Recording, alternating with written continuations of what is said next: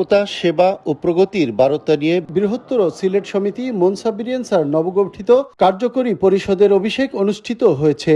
ইতালির লিম্বিয়াতে স্থানীয় একটি রেস্টুরেন্টে অনুষ্ঠানের শুরুতেই পবিত্র কোরআন থেকে তেলাওয়াত করা হয়।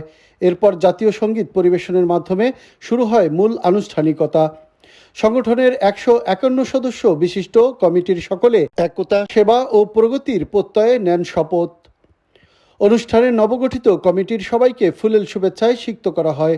এতে সভাপতির বক্তব্য রাখেন বৃহত্তর সিলেট অ্যাসোসিয়েশন মনসাবিরিয়েন্সার সভাপতি শিরিন আহমেদ। ভিডিও কনফারেন্সে প্রবাসীদের প্রতি ধন্যবাদ ও কৃতজ্ঞতা প্রকাশ করে প্রধান অতিথির বক্তব্য রাখেন জগন্নাথ বিশ্ববিদ্যালয়ের ভিসি প্রফেসর ডক্টর মোহাম্মদ রইস উদ্দিন। আমি স্বাগত জানাচ্ছি এবং মোবারকবাদ জানাচ্ছি যে বিদেশে বসেও দেশের টানে আপনারা যে সমাজসেবামূলক কাজে আপনাদের আত্মনিয়োগ করছেন। যৌথভাবে অনুষ্ঠান পরিচালনা করেন মারুফ আহমেদ ও জাকারিয়া রহমান সবুজ।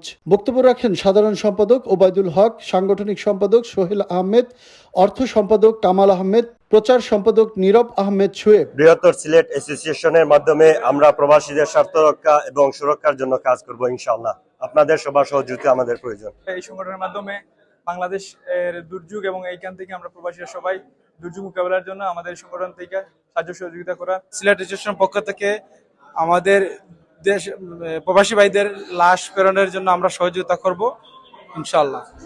এই সংগঠনের পক্ষ থেকে প্রবাসীদের পাশে দাঁড়াতে চাই, সবসময় প্রবাসীদের পাশে থাকবো। এছাড়াও অনুষ্ঠানে বক্তব্য রাখেন উপদেষ্টা মণ্ডলীর সদস্য, কার্যকরী কমিটির সহসভাপতিবৃন্দ, সম্পাদক মণ্ডলীর সদস্যবৃন্দ সহ বিভিন্ন কমিউনিটির ব্যক্তিবর্গ।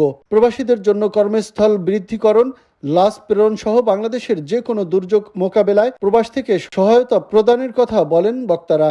শেষে কমিটির আগামী দিনে সুন্দরভাবে কার্যক্রম পরিচালনার জন্য করা হয় বিশেষ দোয়া ও মোনাজাত।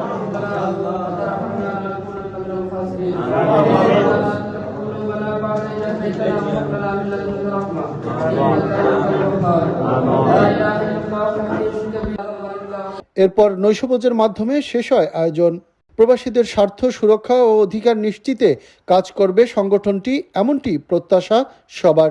সেবা ও প্রগতির বার্তা নিয়ে প্রবাস থেকে প্রবাসীদের অধিকার ও সুরক্ষা নিয়ে কাজ করবে সংগঠনটি, এমনটি প্রত্যাশা সবার। রিয়াজুল ইসলাম কাউসার, চ্যানেল 24, লিম্বিয়াতে, ইতালি।